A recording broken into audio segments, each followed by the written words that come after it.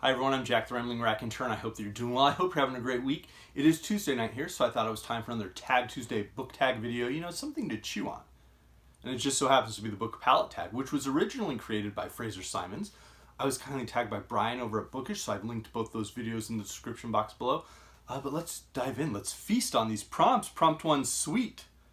I'm already a fan. What is a book that made you excited to read more by that author? Bonus, if it also somehow exemplifies the genre you most like to read. Well, it was about 13 years ago that I first encountered Yasunari Kawabata. Snow Country was the first of his novels I read. I was absolutely entranced. I loved this book. And since then I've read, I want to say, 5 of his novels, a volume of his short stories. I've gone back and reread a couple of his novels, including Snow Country. And this was absolutely a book that was a gateway to his works. And I had asked for it for Christmas. And then when I received it, it was the first of the books that year that I had received that I read. And I was just sprinted through it. It was so fascinating.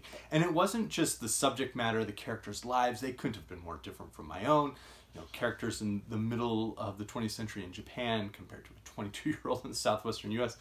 But there really was something about Kawabata's style, his consciousness, his attitude, the way he was exploring his characterizations, the way he was constructing sentences. And yes, some of that credit is with the translator Edward Seidensticker, but I enjoy Kawabata, so I've gone and read about the translations and find that Seidensticker really seems to have been trying to capture the intentions Kawabata had. And I think that's true in any of his books. The way he explores love and what that means is just fascinating. So I would recommend any of his books. Thousand Cranes, Sound of the Mountain, Beauty and Sadness, even The Master of Go, which is about a Go championship. It's very interesting. And kind of in a different vein, the other side of that would be Selva Almada's Dead Girls, which I read this year, and I was absolutely entranced by this book. I was terrified by it because of the subject matter, but I was entranced by it. The authenticity of this book, the way that Almada conveys just danger and dread and the permanence of loss, the permanence of how unanswerable loss can be, and how unanswerable a violent crime is, were conveyed here in a way that I don't know that I've ever found another book that does that. So I absolutely want to read everything Selva Almada has written or will write. I'm kind of hoping Brickmakers is one of the books I unwrap next month. In terms of the bonus points, I don't give bonus points as a math teacher. My favorite genre is probably crime fiction. Dead Girls is true crime, so that would be sort of adjacent. Prompt 2, sour. What book did you initially dislike, but after a reread you reversed your opinion on? Or what is a book you loved at one time, but after rereading it have found it lacking in some way? Bonus, if the book is in a genre you similarly reversed your position on. Well, let's talk about Blood Meridian by Cormac McCarthy. I read this in college. I was 18. I hated it. I thought it was degrading. I thought it was dehumanizing. I thought it was just vile. It felt like I needed to go shower every time I read 100 pages from this. But I wrote my essays on it, and I pretty much swore off McCarthy. And then I read No Country for Old Men 3 years later, and I really thought that was interesting. I thought that was a good book. So I went and read the Border Trilogy, and I thought, okay, maybe I need to revisit Blood Meridian. And so I did, and I really value this book now. Yes, it is violent. Yes, it is degrading. Yes, it is dehumanizing. That's the point of it. Cormac McCarthy is showing how humans act that way towards each other. It's not a book one should enjoy or want to take a lot and implement that in your own life in some way. But it is I think a great book, and I think it's a book that explores very real attitudes that we need to continually confront. So this was one my opinion improved on. On the flip side, I talk about A Portrait of the Artist as a Young Man by James Joyce, which I read as a young man and thought was really interesting. I'll be honest, I think the reason I thought that this was a great book when I read it at 22, maybe I was 23, was because I didn't feel baffled by it. I had read Dubliners. I thought there were a couple of really good stories in Dubliners, especially The Dead, and Araby was okay. But there were some other stories in Dubliners that whatever. But I had understood those, so I thought, okay, let's, kind of go keep hunting the white whale, and this is one of the big guys. So I'm going to read A Portrait of the Artist as a Young Man. And I read it and I wasn't totally bewildered by it. And I think because of that, I imputed a bunch of value to this book of like, if this is a great masterpiece and I've read it at this age as a young man, then I must be a great reader. And so there was this like, reciprocity of value going on. And my brothers are younger, and so if they had friends who read, I would recommend this book as like one they should maybe, check out if they feel ready for it. Like, I was a fool. I revisited this some years later and realized that no longer quite a young man, and certainly not an artist in this sense, the book is quite hollow. There's a couple of cool points, but it's really quite a hollow book, I think. And now, in terms of the bonus points, I sort of came across Portrait of the Artist as a Young Man because it was on all of those like most important novels of the 20th century. Blood Meridian sometimes ends up on those, great novels you should read. And I used those as a guide in my early 20s about what I should be spending my time reading. And since then, I've probably, dropped off a little bit. Prompt 3, Bitter. What is a book that you feel is underrated, attacked unjustly by popular or mainstream opinion, or is simply misunderstood in some way? Bonus. If it is not a book anyone else has already mentioned that you know of. Well, I'm going to take this in a different route because I want to talk about not just one book, but not necessarily books in general. I want to talk about stories. I feel like a lot of readers regard short stories as somehow slight, as less serious, possessing less merit, less art perhaps than novels. And I think it's interesting. I know I've used this analogy before, but we still run the 100-meter dash in track and field. We still go out and, have the sprints in the swim races. And yet, we also have the marathon. We have the 5,000. We have the longer races as well. And people who are champions at those, they still get gold medals. Yet somehow with books and with films, the length somehow conveys some deeper purpose and merit to it, that it needs a little weightier, it needs to be taken a little bit more seriously. It's harder to accomplish.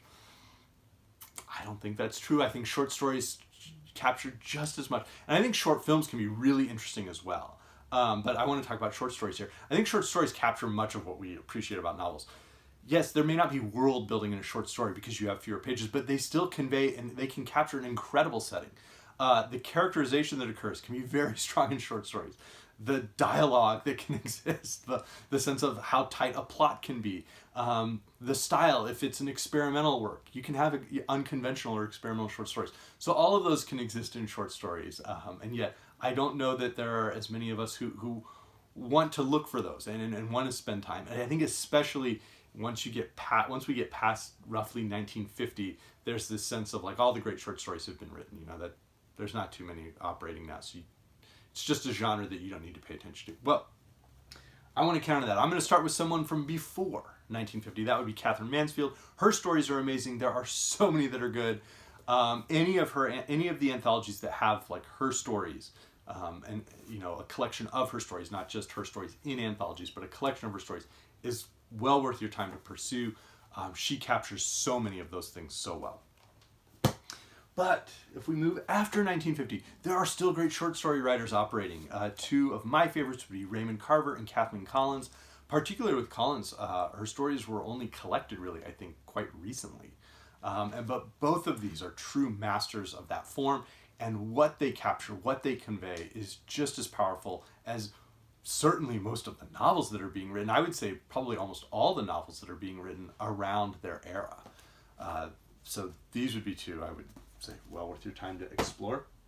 And more recently, I think that one area where short stories lasted longer were science fiction and horror. I think short stories they had a longer lifetime there. But more recently, I've been reading Havana Noir, and many of the stories in this volume are truly excellent. The sense of setting, the sense of purpose that exists for the characters here, the desperation they experience, the dialogue that exists, it's just fantastic. So I'm here to support short stories. Bonus, I don't think anybody else talked about short stories. They all fell into the novel trap. Prompt 4, salty. I will begin this by saying that unlike numerous other people who've done this video, I don't know that I have a salty personality. The Joyce discussion notwithstanding. Although I don't know that it's bitter or sweet or sour. You guys can comment on that one. But prompt 4, Salty. What is a book that changed how you thought about or related to other people, or that made you realize something about yourself you were not previously aware of? Bonus if you choose multiple books from milestones that feel important.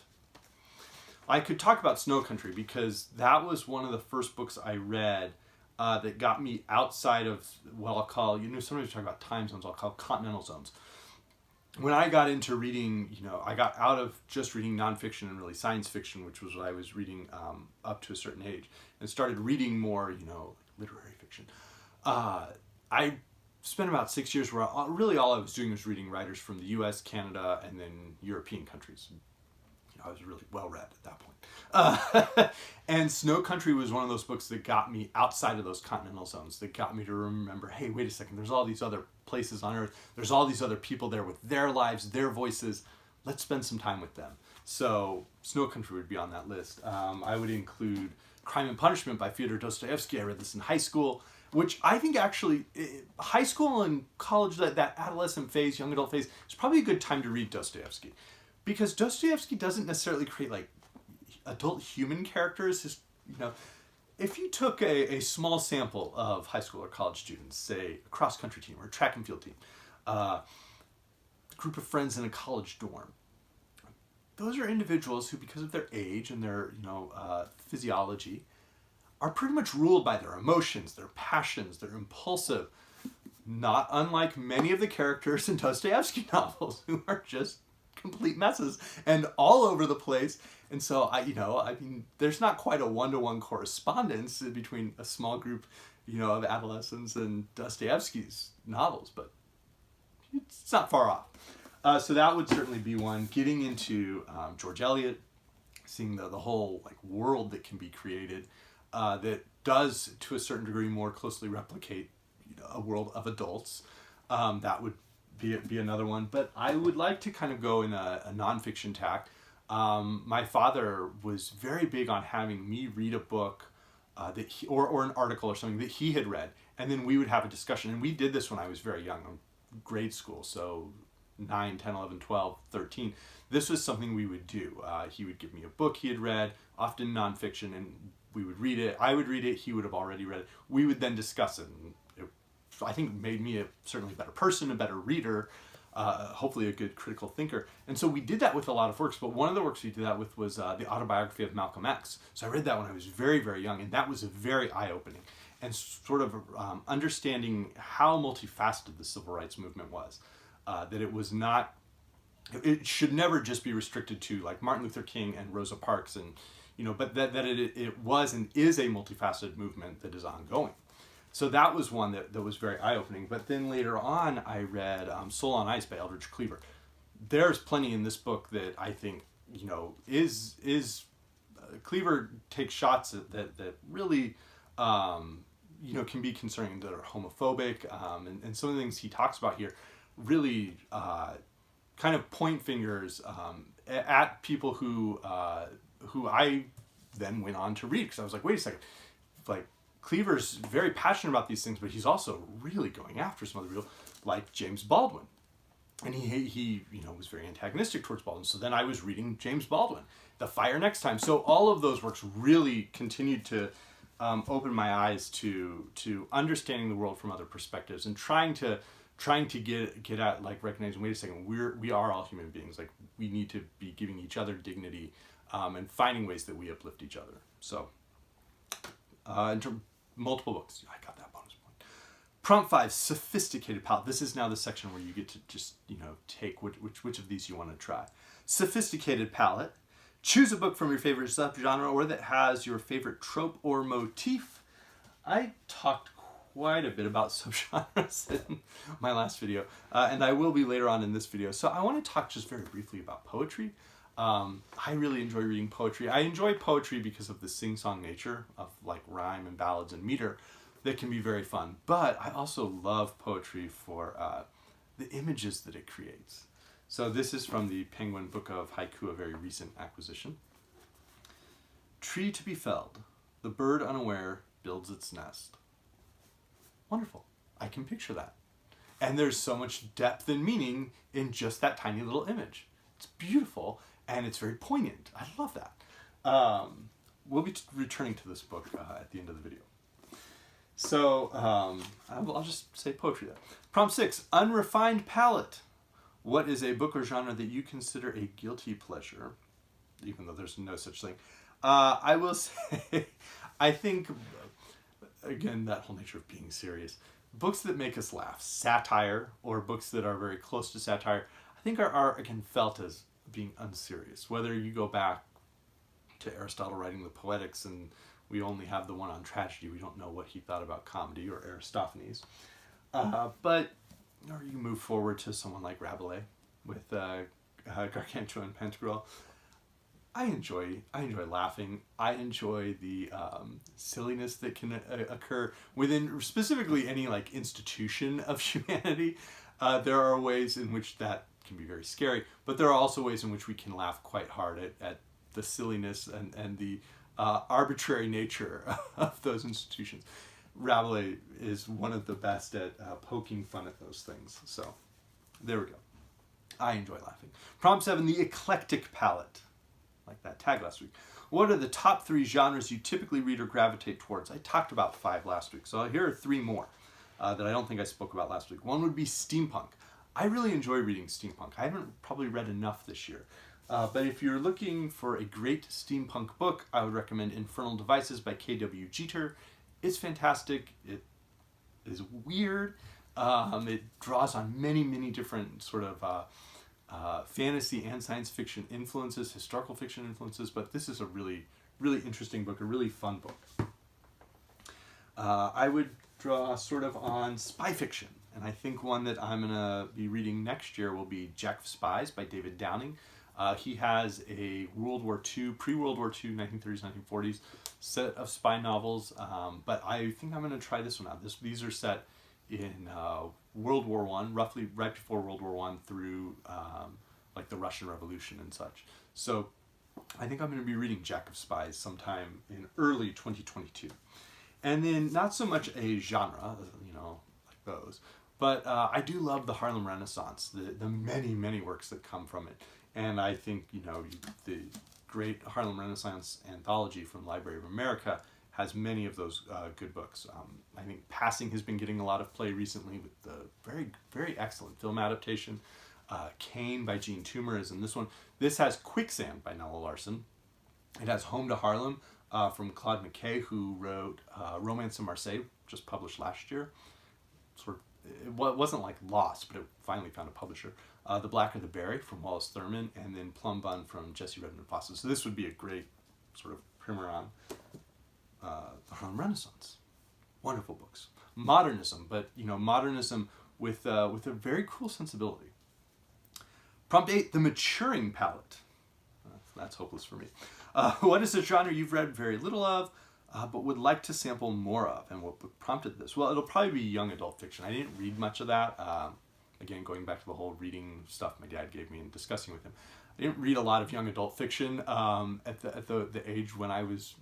Those are sort of more for young adults. So I'll probably be reading quite a bit of those for the first time with our daughters as they grow, and that's going to be really fun. I'm quite looking forward to that.